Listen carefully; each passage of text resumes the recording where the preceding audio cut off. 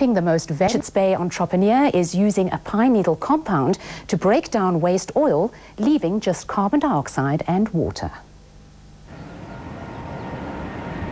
Most of us are familiar with walking on a soft carpet of pine needles on a forest floor. These pine needles belong to the Casuarina species of Australian pine. They were imported to South Africa to help stabilize coastal sand dunes.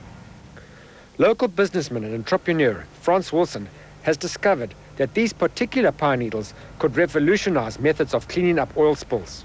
The answer, it seems, has been on heavy industry's doorstep.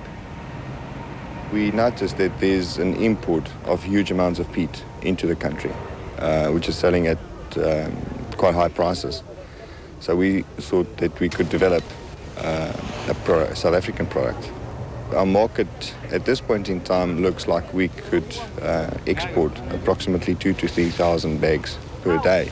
The idea to use pine needles instead started here in France's laboratory, where he researched thousands of plant, bacteria and fungi combinations.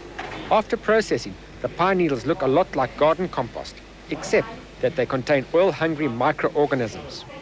At a press conference last week, Frans introduced his product to the media. It absorbs oily type substances, preferably to water type substances, and also contains a blend of microorganisms which help to break it down in a biological, natural process.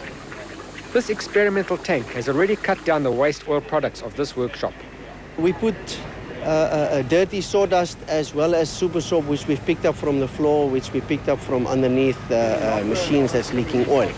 We put that in a bag like a sort of, what you call it, a tabak sak. And then we put it inside the tank, and then the bacteria attacks that oil inside there. And then eventually that SupaZorb stroke sawdust could be disposed of in nature. Hazardous industrial waste is a problem, and anything that can reduce the amount of hazardous industrial waste is a bonus, and it actually fits in line with the whole policy of the department, which is to minimize the amount of waste, and if there is waste generated, then to reuse or recycle it.